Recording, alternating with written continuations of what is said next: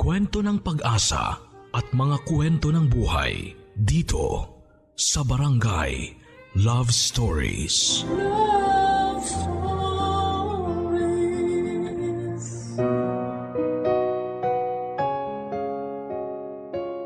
Ang sabi nila, you can't be friends with your ex.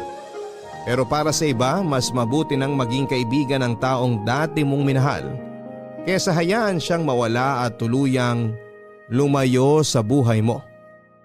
Sign daw ito ng pagiging mature kung saan ay tanggap ninyong pareho ang katotohanang hindi talaga kayo ang para sa isa't isa. Ganito ang nangyari mismo sa ating kabarangay ngayong araw na itago na lang natin sa pangalang Kisses, kung saan ang ex-boyfriend niyang si Reese ay nauwi sa pagiging boy best friend niya. Saan hahantong ang pagkakaibigang ito nila Kisses at Reese? Ito ang dapat ninyong abangan sa mga kwento ng pag-ibig, buhay at pag-asa sa nangungunang Barangay Love Stories. Dear Papa Dudut, Philippians chapter 1 verse 29. Your pain has a purpose. Ito po ang isa sa mga paboritong verses ko sa Bible na pinanghahawakan ko pa rin hanggang sa ngayon. Malaki ang naitulong nito sa mga pinagdaanan ko sa buhay, lalong-lalo na sa kwentong ibabahagi ko sa inyo ngayong araw. Bago po ang lahat ay tawagin niyo na lamang po ako sa pangalang Kisses. 23 years old na po ako ngayon at taga Cavite. Sumulat po ako sa inyo dahil gusto ko pong i-share ang story namin ng best friend ko na itago na lang natin sa pangalang Reese. College po kami noon nang magkakilala kami ni Reese. Kaklase ko po siya sa kursong education. Masasabi ko pong ideal guy si Reese. Bukod po kasi sa pagiging mabait at matalino nito, ay may itsura din po siya at makisig ang kanyang pangangatawan. Bonus pa ang nagsiserve siya sa church bilang pianista. Karaniwan nagsisimula ang dalawang tao bilang magkaibigan bago sila pumasok sa isang relasyon. Pero kami po ni Reese ay nagsimula kami bilang magkasintahan bago naging matalik na magkaibigan. First year college kami noon at kasagsagan ng midterms. Nang magtapat sa akin si Reese na may gusto siya sa akin. Nang mga panahon na yon, Papa Dudut, ay may feelings na rin po akong nararamdaman para sa kanya. Kaya matapos ang 3 buwan na panliligaw ay tinanggap ko siya bilang boyfriend. Ang problema nga lang ay masyado pa kaming bata noon. Immature pa kami kung mag-isip at bawat bagay na ginagawa namin ay nauuwi sa selosan. Kaya naman short-lived lang ang naging relasyon naming dalawa.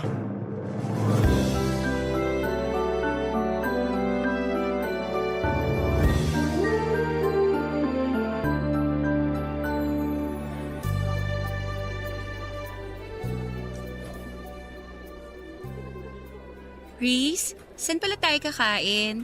Sa cafeteria na lang tayo siguro kumain. Bakit? Gusto mo bang lumabas? Kahit doon na lang tayo sa cafeteria. Nakakatamad ding lumabas, ang init kaya. Tsaka kailangan nating pumasok na maaga sa next class natin. Di pa ako nakakapag-review para sa oral recitation mamaya. Oo nga no, may oral pala tayo mamaya. May kopya ka ba ng lesson natin kahapon? Meron, nasa flash drive ko. Gusto mo mag-review na lang tayo habang kumakain?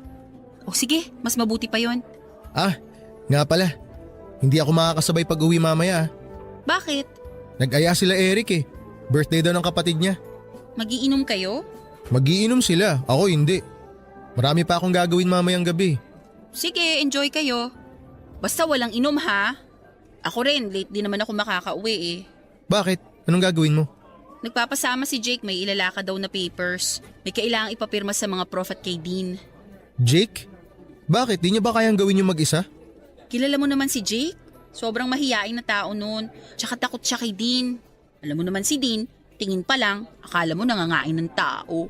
Lagi na lang nagpapasama sa yung Jake na yan ah. Wala ba siyang ibang kaibigan? Baka mamaya pinopormahan ka na pala nun ah. Grabe ka naman mag-isip. Nagpapatulong lang naman yung tao. Nagpapatulong daw. Sabihin mo, may ibang motibo yan Jake na yan. OA ka ha? Alam naman niyang may boyfriend ako. Yun na nga eh. Alam niyang may boyfriend ka na tapos lapit pa siya ng lapit sa'yo. Nagsiselos ka ba? Harmless naman si Jake eh. Ikaw talaga sobrang malisyoso mo. Huwag mo na siyang samahan. Bakit naman? Nagpromise na ako sa kanya. Di sabihin mo busy ka o kaya may emergency, ganun. Di ka na naawa sa tao. Magpapapirma lang naman eh. Ang dali-daling magpapirma eh. Mabigat ba yung papel? Kailangan talaga may kasama siya? Riz, ayan ka na naman ha? Nagsisimula ka na naman. Nagsisimula ng ano? So ayaw mo? Mas gusto mong samahan si Jake? Bakit ba ayaw mo kay Jake? Ano, pagbabawalan mo na akong sumama sa mga kaibigan ko ngayon? Hindi kita pinagbabawalan. Sinasabi ko lang na ayaw kong dumikit-dikit ka dun sa Jake na yon. Kung sasama ka sa mga kaibigan mong babae, yon, walang problema sa akin yun. Alam mo, sumusobra na yung pagiging siloso mo eh. Insecure ka ba sa sarili mo at lahat na lang ng tao pinagseselosan mo? O sige, kung gusto mo, di dun ka na sa Jake na yon. Mas importante pala yung taong yun kaysa sa akin eh. Riz, kaibigan ko lang si Jake. Sasamahan ko lang siyang magpapirma. Hindi naman tayo lalabas mamaya, di ba? Saka sabi mo pupunta ka kina Eric. Pinagbawalan ba kita? Hindi naman, di ba? Oh, bakit nadami si Eric dito? Ang sinasabi ko lang, hindi ako naghihigpit sa'yo. Okay lang sa akin kung sino mga kasama mo. Mag-inom ka, gumala ka. Walang problema sa akin. Sana ganun ka rin sa akin. Bahala ka nga. Doon ka na sa Jake mo. Napakasimpleng bagay ng hinihiling ko, di mo magawa? My gosh, Riz, para kang bata. Di ako na bata. Nawalan na ako ng gana kumain. Oh, ayan. Yan yung flash drive. Mag-review ka mag-isa. Pasama ka doon kay Jake. Riz naman! Oy! Saan ka pupunta? Sa library. Magpapalamig.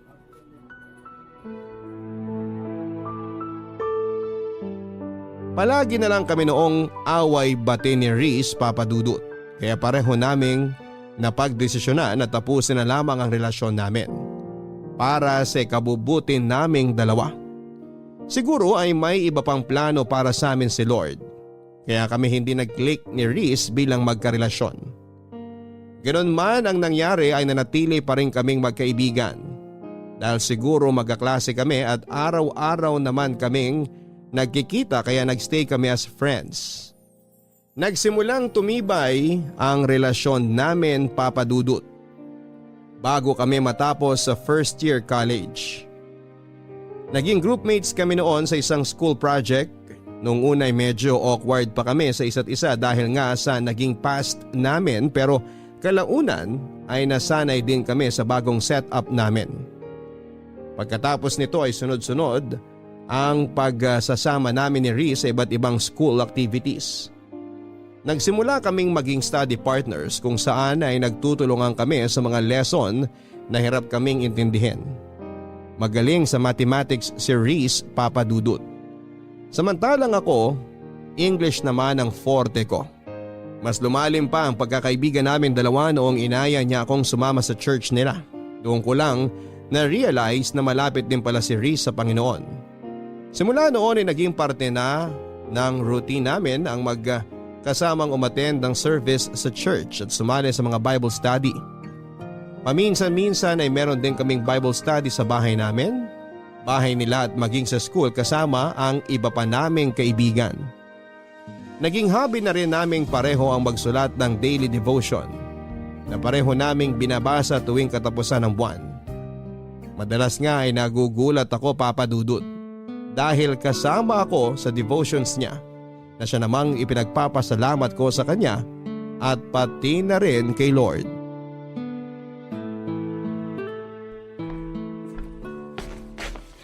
Oh, eto na yung pinakahihintay mo. Malalapag ko na. Mainit-init pa. Ano yan? Kwek-kwek. Kwek-kwek? Pero blue? Wala kaming food coloring dito sa bahay. Akala ko kasi automatic na nagiging orange kapag naluto na yung kwek-kwek. Di ko naman alam na kailangan palang kulayan yan. Di tuloy ako nakabili nung namalengke ako. Pero in fairness, okay na rin to para kakaiba. Kwek-kwek mo blue. Uy, nag-effort ako para dyan kaya hindi libre lait. Dapat nga bawal lait ikaw tong pinapakain. Grabe ka. Last month ako ang nagluto ng merienda natin At next month ikaw ulit ang taya ah. Sige, hahainan din kita ng kakaibang pagkain. Abangan ko yan ah. Ano? Simula na tayo? Ikaw na mauna, total ikaw ang host ngayon. Okay. Nasaan ba yung notebook ko? Ayun. Okay. Blessed are the eyes that see what you see. Luke chapter 10 verse 23. Naalala mo pa ba yung quiz natin kay Prof. Martinez? Alin, yung napagalitan ka? Oo yun. Kaya ako napagalitan kasi inulit ko yung tanong from 1 to 5. Eh hindi ka raw kasi nakikinig. Hindi ako nakikinig. Pinaulit ko yung tanong para kay Jake. Si Jake? Bakit? Magkatabi kasi kami ni Jake nung time na yun. Tapos nasa kalagitnaan na tayo ng quiz nung mapansin ko si Jake na may hinahanap sa bag niya. Yun pala wala siyang ballpen. Kaya yun, pinahiram ko siya.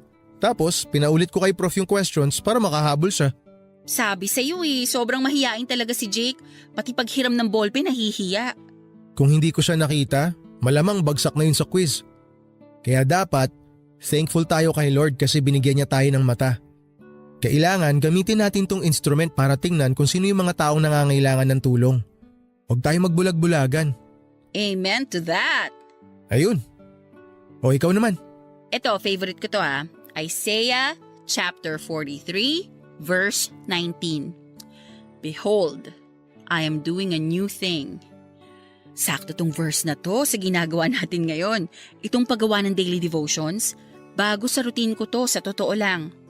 Ito yung new thing sa buhay ko ngayon at hindi ko ine-expect na may enjoy ko tong bagong hobby natin na to. Kaya thankful ako sa'yo, Reese. Kasi kung hindi dahil sa'yo, hindi ako mapapalapit kay Lord. Dahil dito sa ginagawa natin, mas lumalawak ang pangunawa ko sa mga bagay-bagay. Mas humahaba ang pasensya ko, nag-iiba ang pagtingin ko sa mga nasa paligid ko. Para bang nag-i-improve ako as a person. Kaya salamat talaga sa'yo. Walang anuman. Masaya ako malamang masaya ka. At dahil dyan, meron din akong isa para sa'yo. Teka lang, hanapin ko sandali. Eto. Father, not my will, but yours be done. Luke chapter 22, verse 42. Okay, paano ko ba sisimulan to? Alam mo bang chick boy ang tawag sa akin ng mga kaibigan ko nung high school kami? Talaga? Bakit? Hindi ko rin alam. Kasi ang totoo niyan, never pa ako nagka-girlfriend. Ikaw yung first girlfriend ko. Pero nung high school kasi ako, marami akong niligawan kung alam mo lang. Kaso palagi akong busted every time na nanliligaw ako. Ewan ko kung anong mali sa akin. Siguro pangit lang talaga ako. Oy, hindi Basta ganun. Kaya palaging kasama sa prayers ko noon na sana magka-girlfriend na ako. Hindi nawawala yun. Nung nag-college na ako, nakilala kita. Tapos naging tayo. Kaso umiral naman yung pagiging insecure ko sa sarili ko kaya naging seloso ako. Then, na-realize ko na hindi ko pala kailangan ng girlfriend para sumaya. Kaibigan lang pala ang kailangan ko. At ikaw nga yun. Ikaw yung binigay ni Lord sa akin. Kaya simula nun, tuwing nagpe-pray ako, hindi na ako humihingi. Sinashare ko na lang kay Lord kung ano yung mga problema ko, yung worries ko, at hinahayaan ko na lang na siya ang mag-decide para sa akin. Kasi siya ang mas nakakaalam na magiging takbo ng buhay natin eh. Grabe ka, natouch naman ako dun. Alam mo, thankful din ako na nagstay ka sa buhay ko kahit hindi nag-work out yung relationship natin. Siguro nga meant to be as friends talaga tayo at hindi lovers. Mas nagkiklik tayo bilang best friends eh. At siguro, yun ang plano ni Lord sa ating dalawa. Siguro nga. Kaya araw-araw kitang ipinagpapasalamat sa kanya. Ako rin. Oh, walang iiyak ah. Hindi to drama-rama sa hapon. Ikaw kasi. O tikman mo na muna kaya tong kwek-kwek na niluto ko bago tayo magpatuloy. Amin na nga yung tinidor. Papadudot, hindi ko inaasahan na ganon ang naging takbo ng relationship namin ni Reese. Mula sa lovers ay naging matalik kaming magkaibigan. Malimit lamang tayong makakita ng ganitong senaryo dahil karaniwan sa mga naghihiwalay ay bitter sa isa't isa. Sa sitwasyon namin, hindi man kami pinalad pagdating sa intimate love ay naging maswerte naman kami dahil sa pagkakaibigang nabuo namin sa loob ng ilang taon. After 2 years, third year college na kami noon at sa loob ng mga taong lumipas ay mas lumalim pa ang samahan namin ni Reese. Palagi kami magkasama through ups and downs. Naging sandalan namin ang isa't isa tuwing sinusubo kami ng panahon. At number 1 supporter rin namin ang bawat isa sa mga success na natatanggap namin.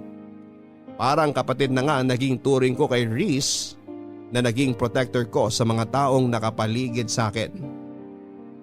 Pero Papa Dudut, hanggat tayo'y humihinga ay hindi tayo nauubusan ng pagsubok sa buhay. Dumating ang araw kung saan ay sinubok ang tatag ng loob ko at pananalig sa Diyos. Nangyari ang isa sa mga bagay na pinakatatakutan ko nang matanggap ko ang balita na inatake sa puso ang papa ko na noon ay nagtatrabaho sa ibang bansa. Papa Dudut, malaki ang pasasalamat ko kay Lord dahil hindi niya pinabayaan ng papa ko sa abroad. Na-survive ni Papa ang pinagdaanan niya pero dahil sa nangyari ay naapektuhan ng malala ang kalusugan nito. Kinailangan niyang umuwi sa Pilipinas para mabantayan namin siya ng maayos. At dahil nga sa pagkawala ng trabaho na inaasahan naming breadwinner sa pamilya ay kinailangan ko pong isakripisyo ang pag-aaral ko para makatulong sa aking mga magulang. Mapalad naman po ako at mabilis akong nakahanap ng trabaho bilang reservation officer sa isang travel agency. Sobrang bilis ng mga pangyayari sa punto ng buhay kong yon, Papa Dudut. Sa isang iglap ay maraming nabago sa pamilya namin. Sa mga susunod na problemang dumating sa amin ay aminado akong nawala sa isipan ko si Reese. Sa sobrang busy ko sa trabaho noon at sa pagbabantay sa kalusugan ni Papa, ay napabayaan ko po ang pagkakaibigan naming dalawa. Hindi ko siya na-update sa mga pangyayari sa buhay ko at eto ang isa sa mga dahilan kung bakit siya nagkaroon ng tampo sa akin. Saka na lang nalaman ni Reese ang mga pinagdaanan ko noong malaman niyang hindi na pala ako nag-enroll para sa second semester. Masyado na kasi noong mabigat ang family problem namin kaya naisipan kong wag nang idamay pa roon si Reese. Kung problema lang sana ito sa school o mga bagay na madali lang solusyonan, ay naibahagi ko na ito sa kaibigan ko. Pero dahil personal ko itong problema at ng pamilya namin, ay minabuti kong solohin na lamang ito. Nagtampo sa akin noon si Reese dahil pakiramdam niya ay kinalimutan ko na siya at binaliwala ko na lamang basta ang friendship namin. Agad ko naman pong inayos ang gusot sa pagitan namin dahil ayoko rin namang masira ang samahan naming dalawa. Reese! Oh, Kisses! Anong ginagawa mo rito? Kanina pa ako pabalik-balik dito sa bahay niyo. Nasa labas ka raw. Naku, pasensya ka na. May pinuntahan kasi ako. May message ako sa'yo kaso hindi mo naman binabasa kaya nagpunta na ako rito. Naku, sorry, hindi ko nabasa agad. Ba't ka ba na pa rito? May problema ba? Gusto ko lang sanang mag-sorry. Alam kong nagtatampo ka sa akin kasi hindi ko nasabi sa'yo yung plano ko na mag-stop muna sa school. Alam mo, aminin ko, medyo nakakatampo nga yun. Nagulat na lang ako nung nalaman ko na hindi ka na pala mag-e-enroll para sa next semester. Para bang feeling ko na nabaliwala lang ako. 'Di ba? Lagi naman tayo nagsasabihan ng problema. Bakit ngayon hindi mo nasabi sa akin? Ang dami kasing nangyayari ngayon eh. Hindi ko na alam kung anong uunahin ko. Tsaka akala ko kasi magagawan pa ng paraan kaya hindi ko na sinabi. Kaso wala eh. So wala na talaga? Hindi ka na mag-e-enroll? Hindi na muna. Magtatrabaho na lang muna ako para makapag-ipon. Sorry Kisses ha. Wala akong maitulong sa problema mo ngayon. Alam mo naman, hikaos din kami. Tsaka yung tita ko lang ang nagpapaaral sa akin. Gustuin ko man tumulong kaso hindi naman kami mayaman. Okay lang yun. Ano ka ba? Sa ngayon, nareremedyohan pa naman namin. Kaya nga ayoko magsabi sa iyo eh kasi alam kong mamumroblema ka rin. Pagdating kasi talaga sa pinansyal, nahihiya talaga akong magsabi.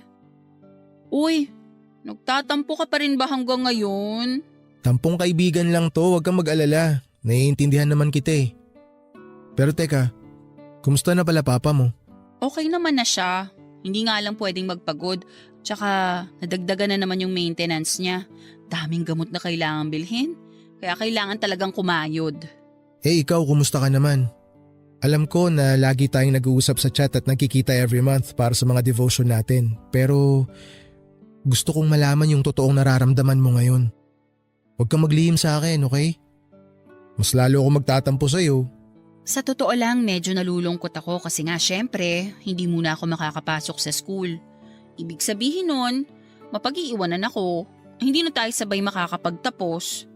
Eh di ba promise natin sa isa't isa na sabay tayong magmamarcha, tapos sabay na magtitake ng board? Yun nga sana ang plano. Kaso, hindi naman natin hawak ang buhay natin eh. Hindi lahat ng gusto nating mangyari natutupad. Siguro, iba ang plano ni Lord sa atin kaya ganito. Pero magtiwala ka lang sa Kanya. Mas maganda ang plano ni Lord kesa sa mga plano natin sa sarili natin. Tama ka dyan. Eh kumusta ka naman sa trabaho mo? Madali lang yung trabaho. Actually, nakapag-adjust naman ako agad. At saka mababait yung mga katrabaho ko, lalo na yung boss ko.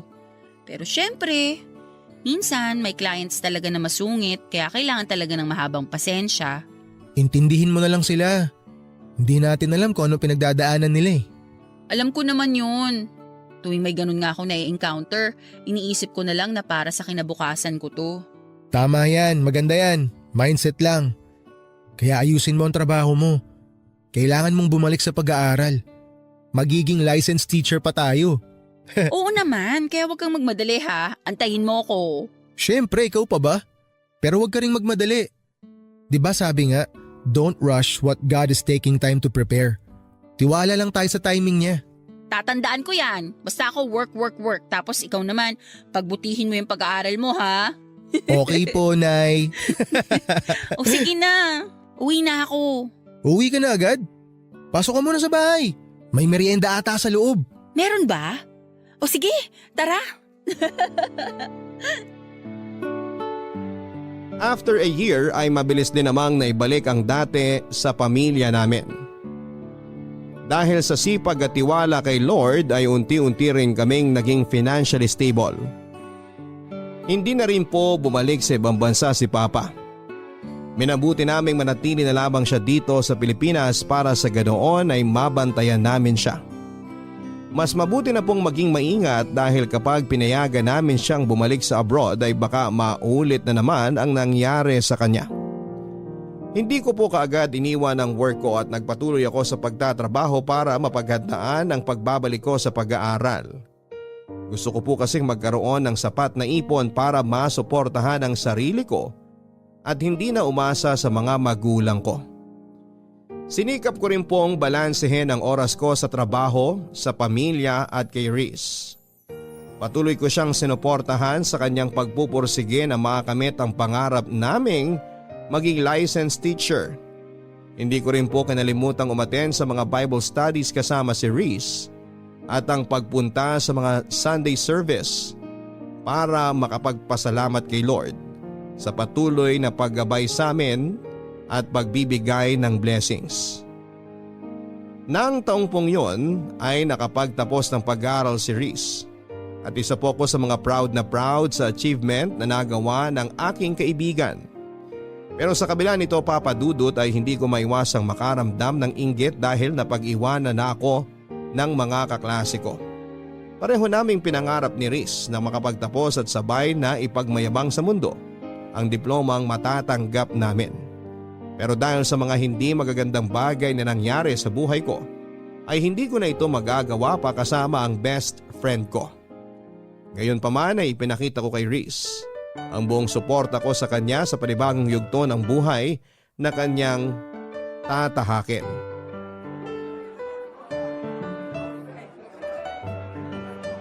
Ate Kisses! Nandito kami! Uy, Janica! Kanina ko pa kayo hinahanap, nandito lang pala kayo. Ang daming tao, grabe. Di mo na naabutan pagkuha ni Kuya sa diploma niya. Kaka-out ko lang kasi sa trabaho tapos bumili pa ako ng regalo. Kaya nga ako laging nagpapasend sa'yo ng pictures para kahit papaano makita ko yung reaction niya during graduation. Madami akong sinend sa'yo. Oo nga salamat. Nakasave na lahat sa phone ko. Teka, nasa na ba siya? Nagpapapicture pa yata sa mga kaklase nyo. Oh, ayan na pala si Kuya. Kuya, congratulations! Thank you. Ang pogi naman ng bagong graduate. Bagong gupit. Siyempre naman, dapat gwapo tayo sa mga picture. Talagang pinaghandaan Ito yung matagal na nating hinihintay. Oo nga, sa wakas abot kamay mo na rin ang pangarap mo. Hindi pa, may board exam pa tayo. Pero at least natapos mo na yung first step. Lisensya na lang ang kulang. Alam mo, naiinggit ako sa inyo kasi tapos na kayo samantalang ako. On hold pa lang ang future ko. Hanggang ngayon ba yan pa rin ang nararamdaman mo? Hindi ka naman napag-iiwanan Isipin mo na lang na nakabreak ka lang. Tsaka hindi naman karera ang buhay. Hindi to pabilisan. Nakakalungkot nga kasi marami sa atin na masyado nagmamadali sa buhay. Minsan nakakalimutan na nilang i-enjoy yung moment. Hindi ko rin naman kasi maiwasang makaramdam ng inggit Parang ngayon, ang sarap sana sa feeling kung nakasuot rin ako ng toga. Ang saya sana kung kasama ako sa class picture nyo, na may pangalan din ako sa yearbook. Siyempre, kayo yung mga nakasama ko ng journey ko sa pagiging teacher ko. Kaya nalulungkot lang ako na hindi ko kayo makakasabay. Ano ka ba? Walang expiration date ang pag-aaral. Pwede ka naman bumalik sa school anytime Makukuha mo pa rin yung diploma mo. Magiging teacher ka rin balang araw. Makakamit mo yung pangarap mo basta magpursige ka lang. Huwag kang panghinaan ng loob. Mas proud nga ako sa iyo kasi nakakatulong ka na sa pamilya mo kahit hindi ka pa-graduate. At sure ako pati mga magulang mo proud na proud din sa'yo. Salamat Ay nako, nagdrama pa ako. Ngayon pa talaga na dapat happy lang kasi moment mo to. Bida-bida talaga ako minsan no? Anong minsan? Madalas. Ay talaga ba? Biro lang. Sige, di ko nabibigay tong gift mo. May regalo ka sa akin? Nasaan? O ayan. Congratulations! Uy! Salamat, nag-abala ka pa. Sus, kunwari ka pa, gusto mo rin naman. Nakailang pasaring ka na kaya tungkol sa regalo mo. Joke lang naman yun, tinutuo mo naman. Baliw! Kahit naman hindi ka magpasaring, ibibili talaga kita ng graduation gift kasi deserve mo yan. Proud ako sa'yo, tandaan mo yan. At ikaw, tandaan mo rin na lagi ako nakasupport sa'yo. Siyempre, tulad nga ng sabi ko kanina, proud na proud ako sa'yo. Matagal pa ba kayo dyan? Baka naman gusto nyong sa bahay na lang ipagpatuloy ang tsikahan nyo. Kasi gutom na po ako Bakit, magpapakain ka ba?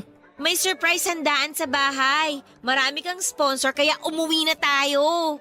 Paano pa magiging surprise yun kung sinabi mo na? Ay, oo nga pala no. Sorry, hindi ko sinasadya. Ikaw talaga? Napaka-spoiler mo. Kayo kasi ang dami niyong kwento Magkunwari ka na lang na nagulat mamaya. Sige na, tara na. Kisses, halika na. Ganun na nga po ang ginawa ko, Papa Dudut. Katulad ng sinabi sa akin ni Reese ay hindi ako nagpadaig at humabol ako. Ginawa ko motivation ang pagbabalik ko sa school para pagbutihin pa ang trabaho. Nang makakuha ako ng sapat na ipon ay nagsumikap ako makabalik sa pag-aaral. Hindi nga nagtagal ay nakapag-enroll po ulit ako sa university kung saan kami sabay na nag-aral ni Reese. Sobrang saya ni Reese nang mabalitaan niyang nagbalik na ako sa eskwela para ipagpatuloy ang kurso ko. Sa katunayan ay mas excited pa nga siya kesa sa akin. Sa pagkakataong yon, sa halip na mag-enroll sa isang review center at paghandaan ang kanyang board exam ay naisipan ni Reese na maghanap na muna ng trabaho. Ayon sa kanya, siya naman na mag-iipon habang ako ay nag-aaral pa. Gusto raw kasi niya na hintayin ako para sabay kaming makapag-review at sabay na maging lisensyadong guro. Yung kasi ang pangako namin sa isa't isa, Papa Dudut, na sabay naming aabutin ang mga pangarap namin. Sobrang na-appreciate ko pang ginawang yun ni Reese para sa akin kaya sineryoso ko ang pag-aaral. Ginawa ko siyang inspirasyon upang mapagbuti ko ang studies ko. Pero ang hindi ko alam, Papa Dudut, ay may iba pa palang plano ang tadhana para sa aming dalawa. Nasa kalagitnaan na ng school year noon nang isang masamang pangyayari ang naganap. Papadudot kasagsagan noon ng final exam para sa midterms. Karaniwan pagkagising ko sa umaga ay ang cellphone ko ang una kong chinecheck. Pero ng araw na yon ay diretso kagad ako sa CR pagkamulat ng mga mata ko para maligo. Na-late po kasi ako ng gising kaya kinailangan kong magmadali. Hindi ko alam kung bakit pero ng araw na yon ay hindi ko sinunod ang daily routine ko. Kadalasan ko po kasing binabati ng maaga si Reese bago ko simula ng araw ko. Pero hindi ko ito nagawa ng panahon na yon. Umabol pa ako sa pagre-review habang papunta sa eskwelahan. At pagkarating sa eskwela ay diretso kagad kami sa examination. Sobrang busy ko ng araw na yon, Papa Dudut. Sa katunayan nga ay tanghali na nang magkaroon ako ng oras para i-check ang cellphone ko. Saktong 1:00 noong makita ko ang sunod-sunod na missed calls sa akin ng kapatid ni Reese. Pagkabasa ko sa message ng kapatid nito ay bigla akong nanlamig at binalot ng kaba. Nang mabasa ang gusto nila akong papuntahin sa kanilang bahay as soon as possible. Tagaktak na noon ang malamig na pawis sa mukha ko habang nagmamadaling nagtungo sa bahay nila Reese. Habang nasa daan ay sinusubukan kong kontakin ang kapatid ni Reese upang makibalita kung may nangyari bang masama pero walang sumasagot sa tawag ko. Nagsimulang manginig ang mga tuhod ko nang makarating ako sa bahay nila Reese at makita ang mga itinatayong tolda sa harap ng kanilang bahay. Uy, Jenica! Anong meron? Ate Kisses, si Kuya. Kababasa ko lang sa message mo ba? Bakit may ganito? May nangyari ba? Wala na si Kuya. Bakit? Anong nangyari kay Reese? Nasaan ang kuya mo? Wala na si Kuya, ate. Anong wala na? Linawin mo nga, Jenica. Anong nangyari kay Reese? Patay na si Kuya. Wala na siya, Ate Kisses. Pagkagising namin kaninang umaga, hindi na siya humihinga. Hindi pwede to. Hindi totoo yan. Kausap ko lang siya kagabi eh. Magkausap pa kami kagabi. Lahat kami nagulat din, ate. Hindi namin inaasahan na ganito yung mangyayari. Ano bang nangyari? Bakit hindi na siya nagising? Inatake raw sa puso habang natutulog. Ate, ang hirap tanggapin na wala na ang kuya ko. Inatake sa puso? Eh ang lusog-lusog ng tao? Bakit siya atakihin sa puso? Ang bata pa niya. Hindi nga rin namin alam kung paano nangyari yun eh. Alam naman natin kung gaano kaalaga si kuya sa katawan niya. Nasaan na siya ngayon? Nasa punerarya pa rin siya hanggang ngayon. Mamayang gabi pa raw darating yung labi niya. Ano ba yan? Kausap ko lang siya kagabi eh. Ang saya-saya lang namin nagkukwentuhan bago ako natulog. Walang nag-expect na mangyayari to, ate. Wala man lang nga siyang pahiwatig eh. Huli kaming nag-usap nung kumain kami ng hapunan. Pagkatapos nun, nagstay na siya sa kwarto niya. Nag-uusap kami ng mga oras na yon. Nag-good luck pa nga siya sa akin kasi may exam ako. Ang daldal niya pa kagabi. Ang dami niyang gustong pag-usapan. Alam ko na ginawa ko? Pinatulog ko siya. Kako gabi na't may exam pa ako kinabukasan. Tsaka may work din siya kaya maaga ako nagpaalam sa kanya. Nangulit pa nga siya eh. Ayaw niya akong tigilan. Kung alam ko lang sana na yun pala yung huli naming pag-uusap. Hindi ko lang sana siya pinilit matulog. Sana nakipagpuyatan na lang ako sa kanya. Ganyan naman tayo lagi eh. Sa sobrang kampante natin sa buhay natin, nakakalimutan nating hiram lang pala natin to. Ang dami ko rin pagsisisi. Sobra. Sabi pa nga niya, ililibre niya ako pagkatapos ng exam ko kasi alam niyang hell week ko ngayon. Yun pala, mas malala pa to sa hell week ko. Nakwento rin niya sa akin yan. Sobrang busy ka raw kasi exam, kaya sobrang miss ka na niya. Alam mo ba kung ano huling message ng kuya mo sa akin? I love you. Anong sinagot mo sa kanya? Nag-I love you too ako. Mabuti na lang sinagot ko siya pabalik kasi kung hindi, habang buhay ko yung pagsisisihan. Ang daya ng kuya mo. Bakit naman siya nang iwan ng ganito? Ang dami pa naming plano eh. Nangako siya na hihintayin niya ako makapagtapos para sabay kaming mag-take ng board. Nag-promise siya na ba panoorin pa niya akong magmarcha. Magiging teacher pa siya dapat eh. Ikaw na lang, ate, ang magpatuloy sa mga pangarap ni kuya. Alam kong gagabayan ka niya kahit wala na siya. Paano ko gagawin yan kung wala na yung kaisa-isang tao na nagbibigay ng inspirasyon sa akin? Porke ba wala na si kuya, titigil ka na? Tingin mo gugustuhin niya yon? Hindi ako titigil. Hindi ko alam kung paano ko haharapin ang mga susunod na araw ngayong wala na si Riz. Alam kong hindi ka niya pababayaan. Hindi ka rin pababayaan ni Lord. Si Lord? Siya na pinabayaan ang kuya mo? Bakit naman niya hinayaan na mangyari to kay Riz? May dahilan siya, ate. Huwag natin siyang sisihin sa nangyari.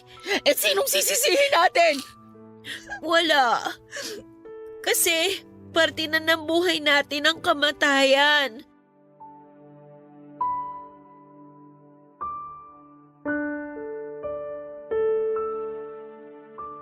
Papadudot habang nilalapitan ko, ang kabaong ni Riz ay parang pelikula na nag-flashback sa isipan ko ang mga ala-ala naming dalawa.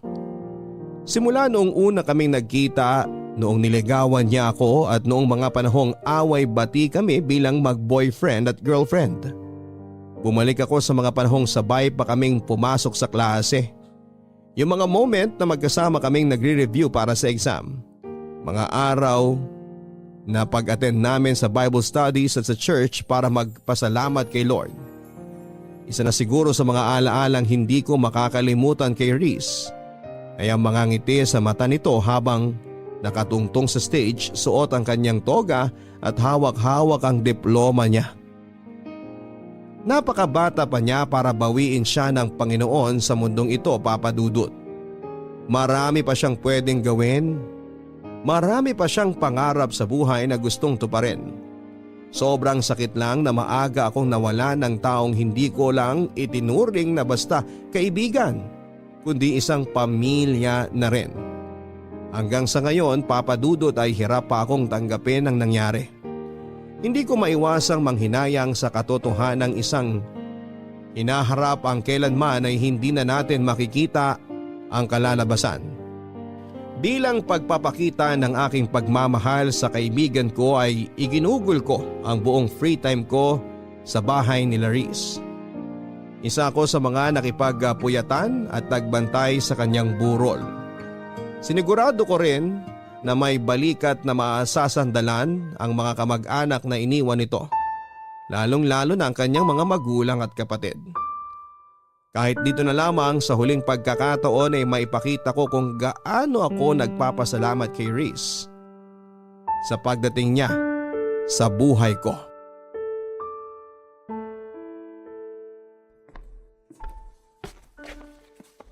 Oh, Ate Kisses, gising ka na pala. Pasensya na, nakatulog ako. Hindi ko na namalayan. Okay lang. Kailangan mo rin magpahinga. Gabi-gabi ka nang nagpupuyat eh. Hindi ko maiwan-iwan ang kuya mo eh. Kahit na ito na lang yung huling pagkakataon na maipakita ko yung respeto at pagpapasalamat ko sa kanya. Ipinagtabi pala kita ng pagkain sa kusina. Kung nagugutom ka na, kumain ka muna. Hindi ka na namin ginising kanina kasi alam kong pagod ka. Salamat ah. Mamaya na lang ako kakain. Pogi ng kuya mo sa graduation picture niya, ano? Pinaghandaan niya yan eh. Di ba nga nagpagupit pa siya? Sabi kasi niya, forever na yung picture na yan. Yan yung katangi-tanging picture na may pagmamalaki niya sa lahat. Milestone picture daw. Kumbaga sa computer games, yan yung patunay na natapos na niya yung last level kaya level up na sa bagong stage. Tapos magagamit lang pala para sa burol niya. Nang saklap. Ganda ng mga ngiti niya, oh. Yan yung isa sa mga mamimiss ko sa kanya. Yung smile niya. Ako, ang mamimiss ko sa kanya, yung araw-araw na pambubulabog niya sa akin tuwing umaga kapag late na ako sa school. Laging on time yung taong yan eh. Ayaw niyang nalilate. Mahalaga ang oras para sa kanya. Tama ka. Inis na inis nga ako sa ugaling niyang yan noon eh. Kasi lagi siya nagmamadali. Kesyo baka matraffic daw o baka mawala ng masasakyan. Pero ngayon, yan na yung bagay na hinahanap-hanap ko. Totoo nga no, na tsaka lang natin marirealize ang kahalagahan ng isang bagay kapag nawala na to sa atin. Mga bagay na tinitake for granted lang natin pero malaki pala ang impact kapag nawala na. Oo nga. Tulad ng oras. Inuubos natin yung buong araw sa pagbababad sa social media. Hindi natin alam. Nababawasan na pala yung oras na dapat kasama natin yung mga taong mahal natin. Wala eh. Nasa huli talaga ang pagsisisi. Alam mo, habang nagsusulat ako ng devotion kaninang umaga, sakto yung Bible verse na nabasa ko. Anong verse, ate? Philippians chapter 1, verse 29. Your pain has a purpose. Ilang oras akong nakatunganga lang sa verse na yan. Iniisip ko kung anong purpose ng pain na nararamdaman ko ngayon. Kaso, kahit anong isip ko, wala akong makitang rason kung bakit kailangan nating masaktan ng ganito. Siguro hindi pa natin makita yung rason ngayon kasi nga nagluluksa pa tayo. Pero lahat naman ng tao dumadaan sa pagsubok, di ba? Para mas tumibay, para matuto. Ang hirap lang kasing tanggapin. Hindi ko siya maiwasang tanungin kung bakit si Riz. Bakit siya pa? Worth it pa na mawala si Riz para lang tumibay ako? Para matuto ako? Kasi para sa akin hindi. Alam mo kung bakit? Kasi si Riz ang nagpapatibay sa akin. Dahil sa kanya, marami akong natututunan. Ang kuya mo ang dahilan kung bakit ako mas napalapit kay Lord. Pero sa nangyayari ngayon, hindi ko alam kung mananatili pa ba ako sa dating pananampalataya ko sa nakakataas eh. Huwag mong questionin si Lord, ate. Kasi siya ang mas nakakaalam ng lahat kaysa sa atin. Isipin mo na lang, ang ubas kailangan pigain para maging masarap na wine, di ba? Kung hindi mo gagawin yun, hindi ka makakabuo ng wine. Ang mga nanay, kailangan nilang dumaan sa masakit na proseso ng panganganak bago nila makuha yung blessing na regalo ni Lord. Kayo ni Kuya, kayo ang best example ng Bible verse na binanggit mo. Naging kayo, nasaktan ninyo yung isa't isa, pero ano ba yung kinalabasan ng lahat ng yun? Naging mag-best friends kayo, di ba? Kaya tama nga na every pain and suffering na nararanasan natin, talagang may rason. Sana nga worth it ang kapalit ng sakit na nararamdaman ko ngayon. Kasi kung hindi, habang buhay kong sisisihin si Lord sa ginawa niya. Ate, kailangan nating makaramdam ng pain para mag-grow tayo as a person. Siguro hanggang dito na lang talaga yung oras ni Kuya sa mundong to. Siguro ang purpose niya lang talaga para magabayan ka. Ginamit siyang instrumento para mas mapalapit ka kay Lord. Sa tingin mo ba, matutuwa si Kuya kapag nalaman niyang galit ka ngayon sa Diyos?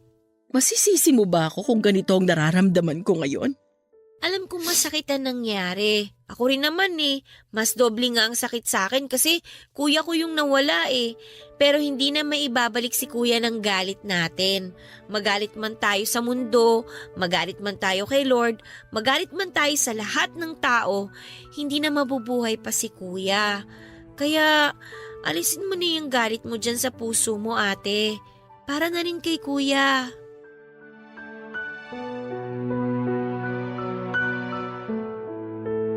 Mahigit 1 linggo rin po naming pinaglamayan ng mga labi ni Riz bago siya inilibing sa kanyang huling hantungan.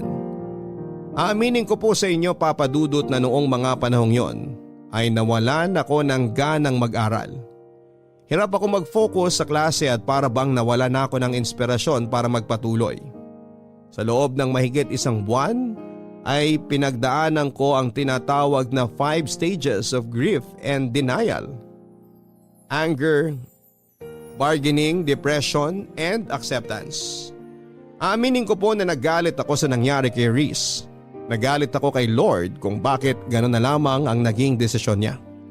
Question ko siya kung bakit dahil hindi ko po talaga maintindihan na ang isang matalino, mabait at malusog na tulad ni Riz ay bigla na lamang mawawala. Sa mga panahong yon na lugmok ako, Papa Dudut, ay lumayo ang loob ko sa Panginoon. Aminado ako na dahil sa nangyari ay nawala na ang pananampalataya ko kay Lord.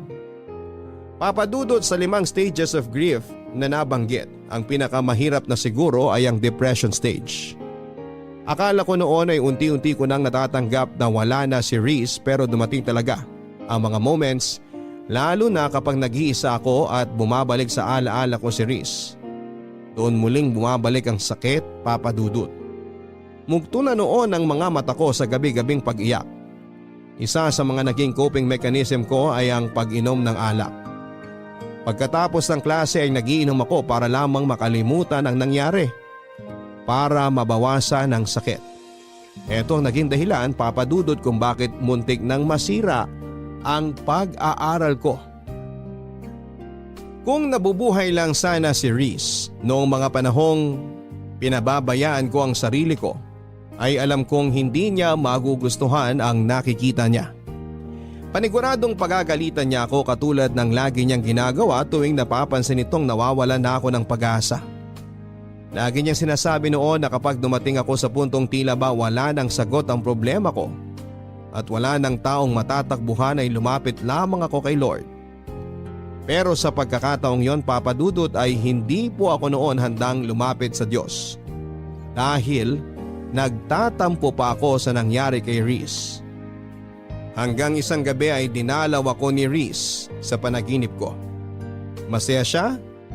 Ang kislap sa mga mata nito ay katulad ng mga ngiti niya noong nag-graduate siya sa college. Kinausap niya ako sa panaginip ko, Papa Dudut, at sinabing kailangan kong magpatuloy. Kailangan kong magpakatatag. Hindi lang para sa sarili at pamilya, kung hindi para sa mga pangarap naming dalawa. Nangako siyang patuloy niya akong sosuportahan at i-guide sa bawat hakbang na gagawin kahit nawala na siya sa tabi ko. Nagising akong luhaan at mabigat ang dibdib at mabilis akong nag-usal ng panalangin at nagpasalamat na sa kahit huling pagkakataon ay muli kong nakausap si Riz. Nang araw din na yun ay nagtungo ako sa church namin at doon ay bukas palad akong sinalubong ng church pastor namin na si Pastor Domingo.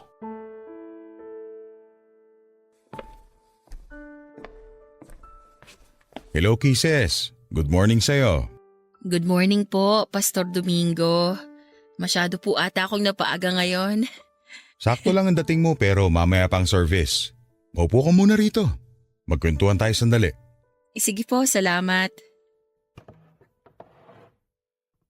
Kumusta ka na? Ngayon na lang ulit kita nakita rito Oo nga po Marami lang po kasi akong ginawa nitong nakaraang linggo, kaya po hindi na ako nakapunta rito. Nabalitaan ko nangyari sa kaibigan mong si Riz. Gusto kong malaman mo na nakikiramay ako sa pinagdadaanan mo ngayon, Kisses. Salamat po, Pastor. Kay bait na bata. Naalala ko pa nung una mo siyang ipakilala sa akin. Sobrang bibo. Natuwa ako nung malaman ko na active din pala siya sa simbahan nila at magaling pang gumamit ng organ. Sobrang lakas po talaga ng pananampalataya ni Reese kay Lord. Kaya hanggang ngayon, hindi ko pa rin talaga lubos maisip kung bakit gano'n na lang ang sinapit niya. Parang napaka-unfair eh. Kung sino pa yung mabait, yung taong marami sanang maiaambag sa lipunan, yung taong maraming natutulungan, sila pa yung unang binabawi sa atin. Bakit hindi kunin ng Diyos yung mga kriminal, yung mga mamamatay tao dyan? Dapat kinuha niya yung mga taong hindi takot gumawa ng kasalanan kasi sila ang dahilan kung bakit sobrang dumi ng mundo. Walang pinipili ang kamatayan, Kisses. Pero sa tanong mo kung bakit nauunang mawala mga taong mababait, ito ang sagot ko dyan. Kasi maaga silang namulat. Marami na silang kabutihang nagawa sa puntong wala na silang kailangan pang patunayan sa Diyos. Kumbaga, tapos na yung journey nila. Hindi ko po kayo maintindihan. Sabihin nating may tanim kang kamatis. Alin sa mga bunga nitong unang pipitasin mo? Siyempre yung hinog, di ba? Kasi dumating na sila sa oras na kailangan na silang pitasin. Yung mga maiiwan, sila yung kailangan pa ng panahon para lumaki na maayos. Ang ibig niyo bang sabihin, kaya naiiwan ng mga masasamang tao dahil deserve nilang mabuhay ng mas matagal? Naiiwan ang mga masasamang tao kasi sila yung paulit-ulit na binibigyan ng chance ni Lord para magbago. Binibigyan sila ng oras para pagsisihan ng mga maling bagay na ginawa nila, para harapin ang bunga ng kasalanan ginawa nila. Katulad ng kamatis, kailangan pa nila ng panahon para magbago at kung kailan hinog na sila, saka na lang sila makakabalik sa paraiso ng Diyos. Kaya nga po unfair, diba? Unfair para kanino? Para sa atin o para kay Reese? Para kay Reese. Kasi marami pa siyang pangarap na hindi niya mararanasan kasi maaga siyang binawian ng buhay. Sa tingin mo, mas maganda bang manatili dito sa lupa si Reese kesa sa paraiso ng Panginoon? Hindi ko po alam. Huwag ka malungkot dahil wala na si Reese. Ituring mo siya na mapalad dahil nasa langit na siya kasama ang Panginoon. Hindi niya na kailangan pa mag-suffer sa mundong ito na puno ng kasalanan. Magdiwang ka kasi nasa paraiso na siya, ang lugar na may panghabang buhay na kapayapaan. Sobrang miss ko na po talaga siya, Pastor. Gamitin mo ang mga alaala niya para magpatuloy. Mahirap ang mawala ng mahal sa buhay. Pero once na tinanggap mo na ang katotohanan ng nasa masayang lugar ng kaibigan mo, sigurado akong hindi na sakit ang magiging dulot ng mga alaala niya, kundi saya at pasasalamat na kahit sa maikling pagkakataon ay nagkakilala kayong dalawa. Lagi ko po yung tatandaan. Marami pong salamat, Pastor. Walang anuman. Gusto mo bang maging Bible reader sa susunod na linggo? Sige po. Pwede po ba? Oo naman, pwede. O siya, maiwan na kita rito ha. Kailangan ko pa mag-prepare para sa service natin. Maraming salamat po ulit, Pastor. Huwag mong hayaang sirain ng nararamdaman mo ang pananampalataya mo sa Diyos. Malalampasan mo rin lahat to. Magtiwala ka sa Kanya.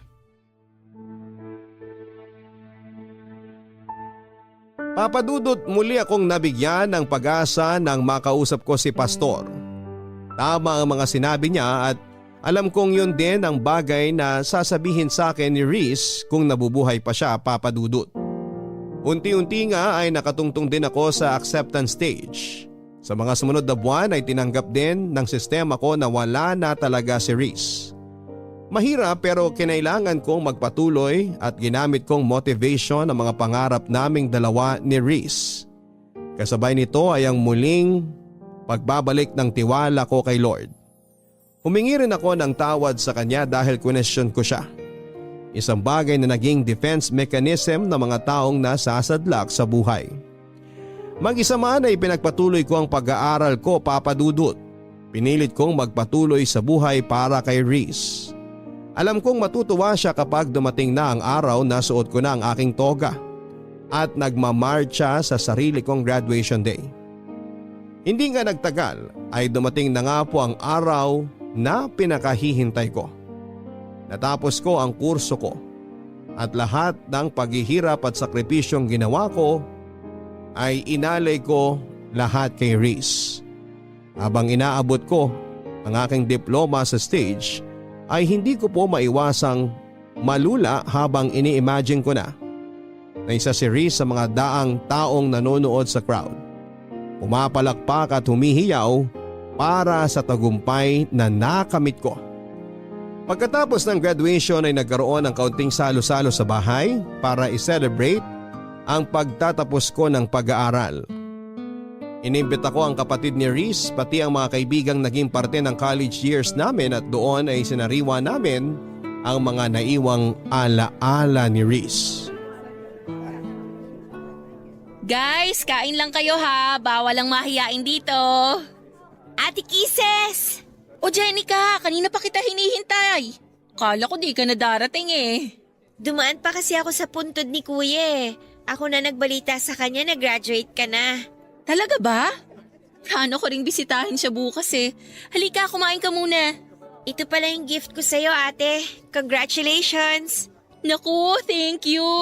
Tapos, ito naman, galing kay Kuya. Ha? Habang naglilinis kasi ako ng kwarto niya, nakita ko tong notebook sa desk niya. Dito niya sinusulat yung daily devotions niya. Alam ko na once a month, binabasa niyo sa isa't isa yung mga devotion ninyo. Kaya gusto kong ibigay sa'yo to. Gusto kong mabasa mo yung mga huling devotion niya. Hindi naman siguro magagalit si Kuya na pinakialaman ko yung gamit niya, di ba?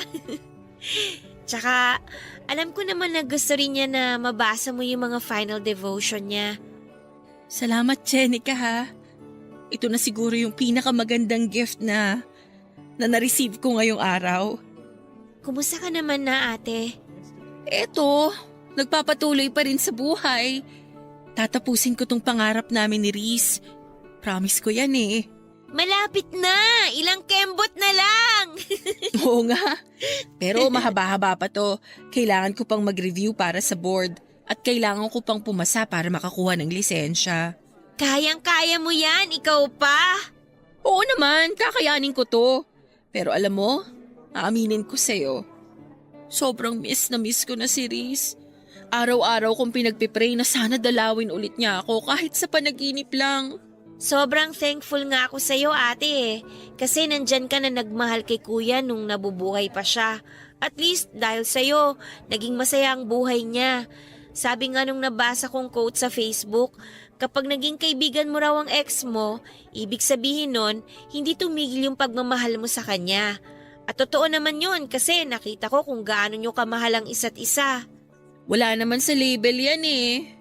Best friends man yan o jowa, ang pinakamahalaga pa rin, at the end of the day, mahal niyo yung isa't isa. Yun ang ginawa namin ni Reese. Kaya mas lalong lumalim yung relationship namin. Natumbok mo, ate! So, ano na palang plano mo after graduation? Mag-work ka ba or magpe-prepare ka na kagad para sa exam? Mag-e-enroll na agad ako sa review center. Gusto ko makakuha ako agad ng license para makapag-start na akong magturo. Abot kamay ko na tong pangarap namin ni Reese eh. Kaya ayoko nang patagalin pa. Ngayon pa lang, i-congratulate na kita, ate. Good luck sa'yo, ha? Palagi kitang isasama sa prayers ko. Salamat. O sige na, kumain ka na dyan. Magpakabusog ka ha, huwag kang mahiya. Nagluto talaga si mama ng maraming handa para sa araw na to. Maiwan na muna kita dyan ha. Nag-prepare kasi ako ng message eh. Gusto ko magpasalamat bago umalis yung ibang bisita. Sige lang, ate. Huwag mo na ako alalahanin dito. Good afternoon po sa inyong lahat. Habang kumakain kayo, gusto ko lang magpasalamat sa mga taong naging parte ng journey ko na to. Siyempre, una sa lahat, kay Lord, dahil hindi niya ako binitawan at patuloy niya akong ginabayan sa pag-aaral. Second, sa family ko, especially kina mama at papa na walang sawang sumuporta sa akin at nagpagod para lang makapag-aral ako. Sa mga kaibigan at kaklase ko na nagpakopya sa akin, joke lang po.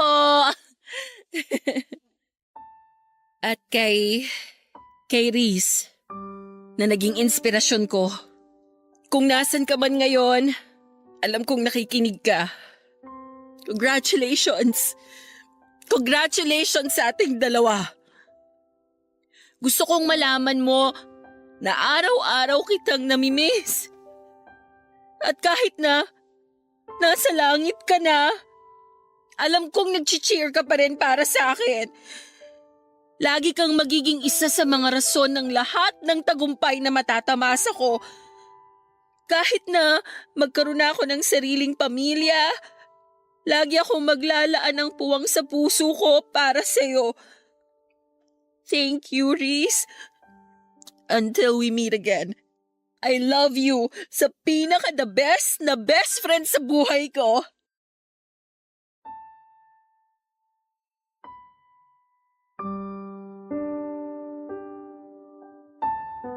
Papadudot, after graduation ay agad ako nag-enroll sa isang review center para makapag-prepare sa LET o Licensure Examination for Teachers. November noong 2019 nang maipasa ko ang board exam. Labis ang pasasalamat ko kay Lord nang makita ko ang pangalan ko sa listahan ng mga nakapasa. Magkahalong saya at lungkot ang naramdaman ko nang sa wakas ay isa na akong licensed professional teacher. Masaya ako dahil nakamit ko na ang pangarap naming pareho ni Reese. Pero may kaunting lungkot din na nararamdaman dahil mag-isa na lamang akong nakaabot nito. Noong nahinto ako sa pag-aaral ay si Reese ang nagpatuloy sa pangarap naming makapagtapos. Ngayon naman ay turn ko na para ipagpatuloy naman ang nasimula namin ni Reese. Ito ay ang makapagturo ng hindi lang impormasyon sa mga kabataan kundi magsilbing role model na rin at magtanim ng magagandang asal para sa mga susunod na henerasyon. Hanggang dito na lamang po ang aking kwento, Papa Dudut, at sana ay gawin din itong inspirasyon ng inyong mga listeners lalo na sa mga mag-aaral ngayon. Maraming pagsubok at balakid na ibabato si Lord sa ating buhay pero hindi niya ito ibibigay dahil gusto niya tayong pahirapan. Kung hindi ginawa niya ito para patibayan tayo sa pagharap ng panibagong yugto ng ating buhay. Ang inyong forever kapuso at kabarangay, Kisses. Totoo nga na hindi tayo bibigyan ng Panginoon ng mga pagsubok na hindi natin kayang lampasan. Si Kisses ang nagpatunay niyan ngayong araw. Nawalan man siya ng kaibigan pero nagpatuloy pa rin siya sa buhay hanggang sa maabot niya ang kanyang pangarap. Minsan mga kabarangay ay kailangan nating makaranas ng masasamang bagay sa buhay natin dahil ang mga bagay na ito mismo ang magbibigay sa atin ng kalinawan tungo sa tamang direksyon na dapat nating tahakin. Lagi nating tatandaan na tuwing tayo'y nalulugmok sa problema, lagi nandyan ang Diyos na handang gumabay sa atin. Hanggang sa muli, ako po si Papa Dudut sa mga kwento ng pag-ibig, buhay at pag-asa sa Barangay Love Stories number 1. Mga kwento ng pag-ibig, kwento ng pag-asa at mga kwento ng buhay dito sa Barangay Love Stories. Love Stories. Forever. Nagustuhan ng iyong napakinggan? Ituloy yan via live stream sa www.gmanetwork.com/radio.